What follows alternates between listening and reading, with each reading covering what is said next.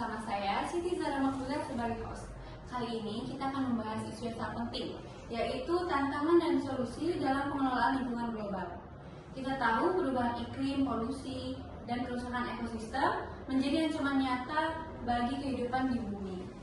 Hari ini saya ditemani oleh 3 narasumber hebat. Yuk kita kenalan dulu. Halo, saya Erina Sofri. Halo semuanya, perkenalkan saya Cita Amar. Halo, saya Farhan Arifanda. Nah, langsung aja ya kita mulai pembahasannya teman-teman. Kita mulai dari gambaran umum dulu ya. Apa sebenarnya yang menjadi isu terbesar dalam pengelolaan lingkungan global saat ini menurut kamu ya?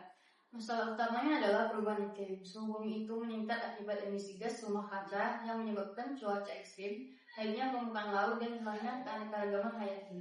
Wah, dampaknya luas sekali ya. Bagaimana nih dari sisi sosial menurut Yelsi? Betul, efeknya tidak hanya ekologis, tapi juga dari sisi sosial. Banyak masyarakat kehilangan mata pencaharian karena kekeringan atau banjir. Anak muda sekarang jadi lebih sadar, tapi masih butuh dukungan kebijakan yang kuat. Kalau kita bicara tentang tantangan, apa sih yang paling berat menurut kamu, Farhan? Nah, tantangan utamanya adalah kurangnya kerjasama antar negara.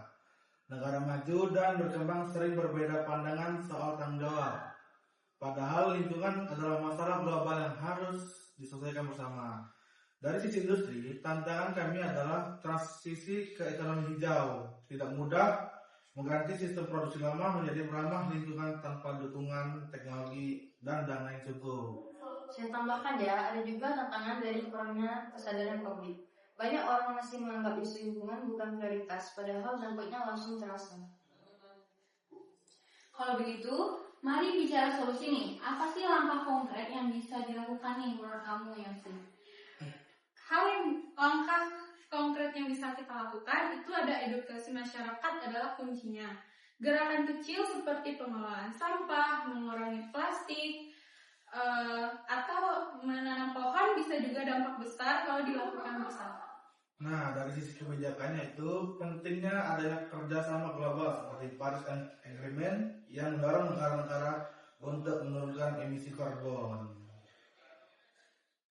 Industri juga bisa berkontribusi melalui inovasi teknologi hijau, seperti energi surya dan daur ulang limbah produksi. Dan tentu riset serta kolaborasi ilmuwan internasional harus terus didorong agar solusi yang diambil berbasis data dan berkelanjutan. Kalau bicara soal individu nih, apa yang bisa kita lakukan dalam kehidupan sehari-hari menurut kamu, Yelsi? Hal sederhana yang bisa kita lakukan yaitu dengan kurangi penggunaan kendaraan pribadi, hemat listrik, dan dukung produk lokal yang ramah lingkungan. Konsumen punya kekuatan besar. Ketika kita memilih produk hijau, industri akan ikut berubah karena permintaan pasar bergeser. Nah, jadi perubahan besar bisa dimulai dari langkah kecil di rumah masing-masing. Wah, pembahasannya luar biasa ya. Jadi bisa kita simpulkan nih, bahwa pengelolaan lingkungan global menghadapi banyak tantangan, mulai dari perubahan iklim, kerjasama antar negara, hingga kesadaran publik. Namun, dengan kolaborasi antar pemerintah, industri, dan masyarakat, solusi berkelanjutan bisa tercapai. Benar nih, kita semua punya peran sekecil apapun itu.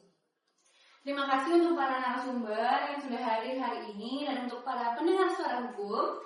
Jangan lupa bumi hanya satu, mari kita jaga bersama. Sampai jumpa di episode berikutnya. Refrigerated